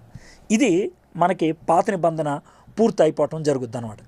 ఇప్పుడు ఈ ఈ ఎల్లో కలర్లో ఉన్నటువంటి ప్రవక్తలు ఎలైజా, ఎలైషా, ఆమోసు, హోసియా, మీకా, జోనా, వీళ్ళు ఇశ్రాయేల్ దేశంలో వాళ్ళు ప్రవక్తలుగా ఉన్నారు. ఒబద్యా, యోవేలు, యెషయా, నహూం, జెఫన్యా, జెర్మయా, హబక్కుక్, ఎజికేల్ వీళ్ళు యోధా దేశానికి సంబంధించిన వాళ్ళు. అయితే ఒబద్యా ఆయన ఈదోమీల గురించి ప్రవచించాడు. యోనా, నహూం వీళ్ళు ఇరువురు కూడా అస్సీరియా గురించి వాళ్ళు ప్రవచించారు. తర్వాత చెరలోంచి వెనక్కి వచ్చిన తర్వాత మనకి దానియేలు చివరిగా కనబడతాడు. అంటే చెరలోంచి బయటకు వస్తున్నప్పుడు, బయటకు వచ్చిన తర్వాత మందిరాన్ని కట్టమని చెప్పింది హగ్గై, జకరయా. మందిరాన్ని కట్టిన తర్వాత దశంభాగాల గురించి, పరిచర్య గురించి మలాకి ప్రవచించాడు. ఇది ఒక ఆర్డర్ లాగా చూద్దాం, మీకు ఒక టైం ఫ్రేమ్ లాగా చూపిస్తాను, దాంతో మనం ముగించుకోవచ్చు. ఓకే, ఇది మొదటిది అస్సీరియా లైను, రెండోది యోధా లైన్. ఓకే, ఈ మొదటిది ఇస్రాయేల్ లైను, రెండోది యోధా లైన్. ఓకే, ఇజ్రాయెల్లో ప్రవక్తలుగా ఉన్నటువంటి మొదటి ఆయన ఎలైజా, తర్వాత ఎలీషా. అదే టైంలో ఇస్రాయెల్లో ప్రవక్తగా ఉన్నది యోవేలు. అదే టైంలో ఈదోంలో ఒబద్యా ఇస్రాయల్ యోధాకు చెందినవాడు, కానీ అక్కడ ప్రవచించాడు. తర్వాత మనకి ఇస్రాయెల్లో ఆమోస్ వస్తాడు, హోసియా వస్తాడు, మీకా వస్తాడు. ఓకే, ఇక దాంతో ఆ పని అయిపోయిందని చెప్పుకోవాలి. ఇక్కడ యోనా వచ్చాడు. ఈయన అస్సీరియాలో ఆయన ప్రవచించాడు, నినివే పట్టణానికి వెళ్ళి. 722లో ఇస్రాయెల్ దేశం అస్సీరియల్కి కూలిపోవటం జరిగింది. దానికి ఆ కాలంలోనే యోనా ప్రవచించినట్లు మనం చూస్తూ ఉంటాం ముందు. తర్వాత యెషయా వచ్చాడు. తర్వాత నినివే పట్టణంలో నహూం వెళ్ళి ప్రవచించాడు. ఆ తర్వాత అస్సీరియల్ కూలిపోవటం జరిగింది 612లో. తర్వాత ఇర్మియా వచ్చాడు, జెఫన్యా వచ్చాడు, హబక్కుక్ వచ్చాడు, ఎజికేల్ వచ్చాడు. వీళ్ళంతా యోధాలో పరిచర్య చేశాడు. ఎజికేల్ ఇర్మియా దాకా వాళ్ళు ఒక విధంగా చెప్పాలంటే చెరలోకి వెళ్ళక ముందైతే, ఎజికేల్ చెరలోకి వెళ్ళిన తర్వాత కూడా ప్రవచించాడు ఎజికేల్. ఆ తర్వాత 586లో బబులోను కూలిపోయింది.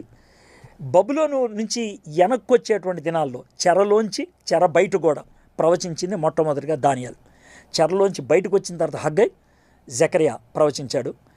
చివరిగా మనకి మలాకి కనబడతారు. సో ఇవి టైం ఫ్రేమ్ ఎంత స్పష్టంగా ఉందో చూడండి. ఓకే, చాలా క్లియర్గా కనబడుతూ ఉంటుంది. అయితే కోరేషు మనకి బైబిల్లో కనబడేటువంటి గొప్ప వ్యక్తి అని చెప్పచ్చు. కోరేషు ఆయన ఒక తాకీదు ఇచ్చాడు. దీన్ని ద గ్రేట్ సిలిండర్ ఆఫ్ కోరేష్ అని అంటూ ఉంటారు. దాంట్లో ఆయన బబులోనీయుల మీద ఏ విధంగా విజయాన్ని సాధించాడో, ప్రపంచ శాంతి దూతగా తాను ఏ విధంగా అవ్వబోతున్నాడో విషయాన్ని రాశాడు. ఇది మనకి ఇరాక్ దేశంలో అమ్రామ్ అనే ప్రాంతంలో దొరికింది. ప్రస్తుతం ఇది బ్రిటిష్ లైబ్రరీలో బ్రిటిష్ మ్యూజియంలో ఉన్నట్లు మనం చూస్తూ ఉంటాం. ఇది ఆయన యొక్క సమాధి. పాసర్ గాడి ఇరాన్ దేశంలో ఉన్నది ఆయనది. సమాధి మీద ఈ మాటలు రాసి ఉంటుంది: Cyrus son of Cambyses, founder of Persian monarchy and sovereign of Asia. కోరేషు క్యాంబయాసిస్ కుమారుడు, పారసీక రాజ్యానికి ఆయన పితామహుడు, ఆసియాకి ఆయన సార్వభౌమ అధికారం కలిగినవాడు అని రాసుకుంటూ వచ్చారు. సో ఇది మనకి చెరలోంచి బయటకు వచ్చిన తర్వాత అయితే ఇది చిట్ట చివరి రెఫరెన్స్ అనమాట బైబిల్లో చారిత్రకంగా చిట్ట చివరి రెఫరెన్స్ నెహెమ్యా 13:6-7 వచనాలు. ఆ సమయంలో నేను యెరూషలేములో ఉండలేదు, ఎందుకనగా బబులోను దేశపు రాజైన అర్తహషస్త ఏలుబడి యందు 32వ సంవత్సరమున నేను రాజును దర్శించి కొన్ని దినములైన తర్వాత రాజును వద్ద సెలవు పుచ్చుకొని యెరూషలేమునకు వచ్చి, ఇది 433 BCలో జరిగినటువంటి విషయం. ఆ పక్కన ఉన్నటువంటి ఆ యొక్క స్కల్ప్చర్ అర్తహషస్తది. అర్తహషస్త ఎవరు అంటే ఎస్తేర్ యొక్క కుమారుడు. ఎస్తేరు తర్వాత కుమారుడు ఆయన, అంటే ఎస్తేర్ యొక్క భర్త అహష్వరోషు చచ్చిపోయిన తర్వాత ఈయన అంటే ఎస్తేర్కు పుట్టాడని చెప్పడానికి కాదు, కానీ ముందు పుట్టాడు. ఈయన ముందే పుట్టాడు, కాకపోతే ఎస్తేర్ కాలానికి చెందినటువంటి వాడు అంటానికి ఆ విధంగా చెప్పాడు.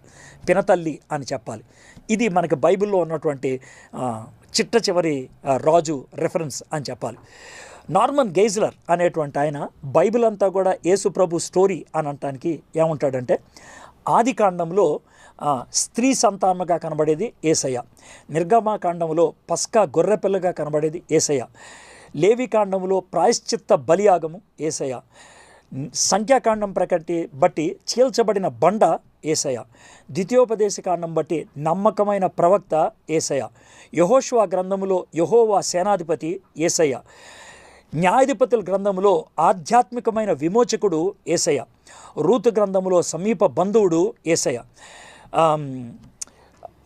సమూయేలు మొదటి గ్రంథములో అభిషేకింపబడినవాడు యేసయ్య, రెండో గ్రంథములో దావీదు కుమారుడు యేసయ్య, రాజుల గ్రంథం బట్టి రాజు యేసయ్య, దినవృత్తాంతములు మొదటి గ్రంథాన్ని బట్టి మందిరాన్ని నిర్మించువాడు ఆయన, ఎజ్రా గ్రంథాన్ని బట్టి మందిరాన్ని బాగు చేయవాడు ఆయన, నెహెమ్యా గ్రంథాన్ని బట్టి దేశాన్ని బాగు చేయవాడు ఆయన, ఎస్తేర్ గ్రంథాన్ని బట్టి దేశాన్ని కాపాడువాడు ఆయన, యోబు గ్రంథాన్ని బట్టి మన విమోచకుడు సజీవుడు యేసయ్య, కీర్తనలను బట్టి ఇశ్రాయేలీల స్తుతి యేసయ్య, సామెతలను బట్టి దేవుని జ్ఞానము యేసయ్య, ఎక్లీసియాస్టిక్ ప్రసంగి గ్రంథాన్ని బట్టి గొప్ప బోధకుడు యేసయ్య, సాంగ్ ఆఫ్ సాలమన్ 10,000 మందిలో అతి సుందరుడు యేసయ్య, యెషయా గ్రంథాన్ని బట్టి శ్రమనొందు సేవకుడు యేసయ్య, ఇర్మియా గ్రంథాన్ని బట్టి నూతన నిబంధన చేయువాడు యేసయ్య,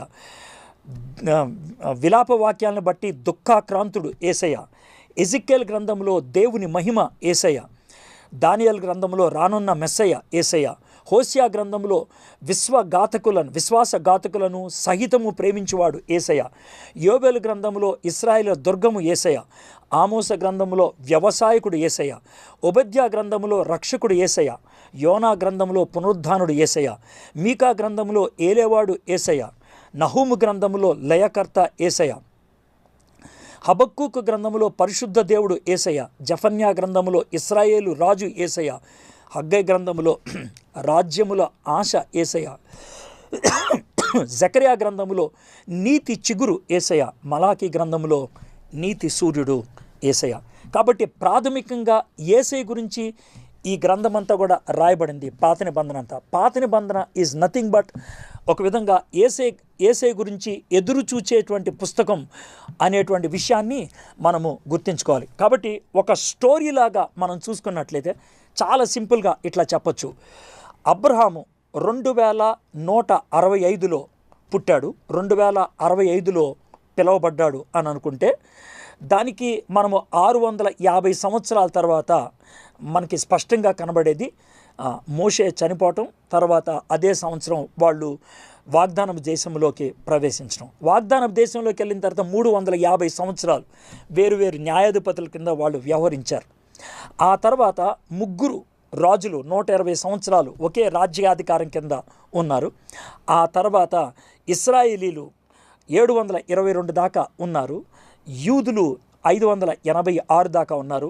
536లో వెనక్కి రావటం అనేది జరిగింది. అది 510 సంవత్సరాలు ఆలోచించాలి. ఆ తర్వాత ఒక 100 సంవత్సరాల దాకా మనకు చరిత్ర ఉన్నది.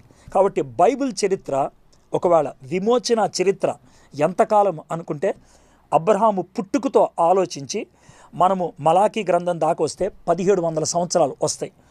అబ్రహాము యొక్క పిలుపుతో లెక్క వేసుకుంటే కనుక 1600 సంవత్సరాలు వస్తాయి.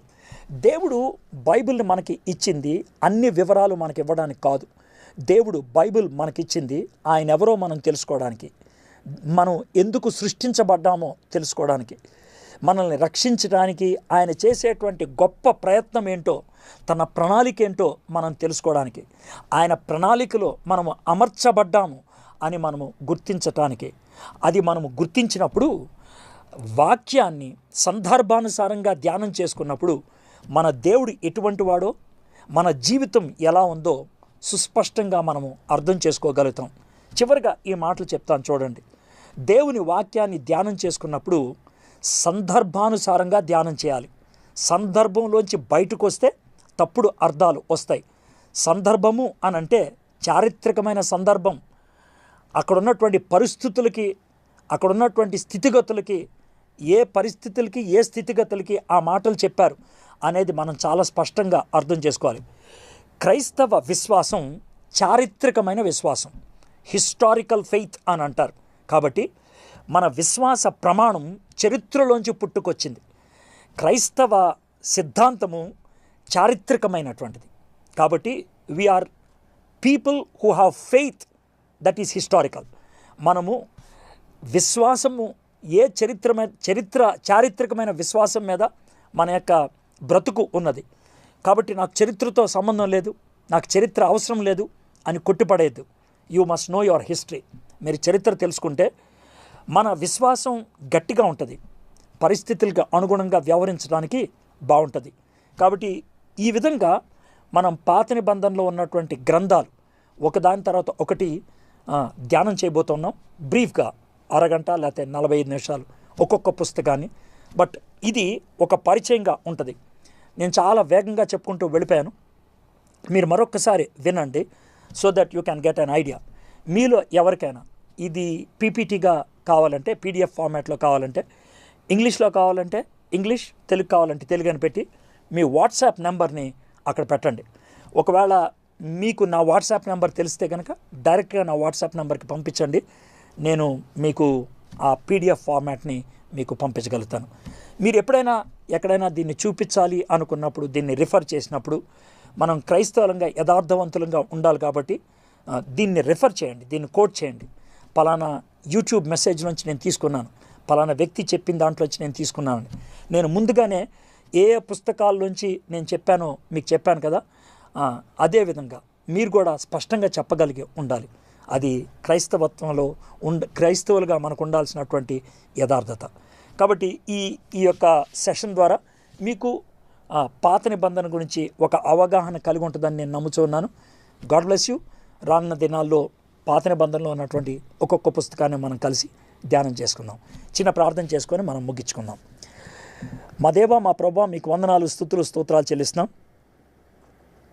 ఈరోజు ప్రభా మరి ఆది కాండము 1వ అధ్యాయం 1వ వచనం నుంచి మలాకీ గ్రంథం దాకా ప్రభా పాత నిబంధన అంతటినీ కూడా ప్రభా ఒక కథలాగా విమోచన ఏ విధంగా జరిగిస్తున్నావో, నీ యొక్క ప్రణాళిక ఏంటో ఒక స్టోరీ ఫార్మాట్లో 1600 సంవత్సరాల చరిత్రను ప్రభా, ఏ కాలానికి చెందిన ప్రవక్తలు, ఏ కాలానికి చెందినటువంటి రాజులు నాయన చూడటానికి మీరు ఇచ్చినటువంటి కృపకే మీకు వందనాలు. దీన్ని బట్టి ప్రభా నాయన ప్రవక్తలు చదివినప్పుడు రాజులు, రాజులు చదివినప్పుడు ప్రవక్తలు, మేము 2 భాగాల నుంచి చదువుతున్నప్పుడు పరిపూర్ణ అవగాహన మాకు కలుగుద్ది ప్రభా. ఆ విధంగా మరి ఎక్కువ అర్థం చేసుకోవడానికి, మరి ఎక్కువగా నీకు దగ్గర అవడానికి ఈ యొక్క బోధన ఉపయోగపడగలిగినట్లు మీరు సహాయం చేయమని మీరు మాకు ఇచ్చినటువంటి అవకాశాన్ని వందనాలు చెల్లిస్తూ యేసు నామములో ప్రార్థన చేస్తున్నాం తండ్రి. ఆమేన్. God bless you. ఇంతవరకు ఓపికతో విన్నందుకు మీకు అందరికీ కృతజ్ఞతలండి. ఇంతవరకు నా ఛానల్ సబ్స్క్రైబ్ చేసుకోకపోతే దయచేసి సబ్స్క్రైబ్ చేసుకోండి, లైక్ చేయండి, షేర్ చేయండి. ఇంకా లేటెస్ట్ వీడియోల కోసం బెల్ ఐకాన్ మీద క్లిక్ చేయండి.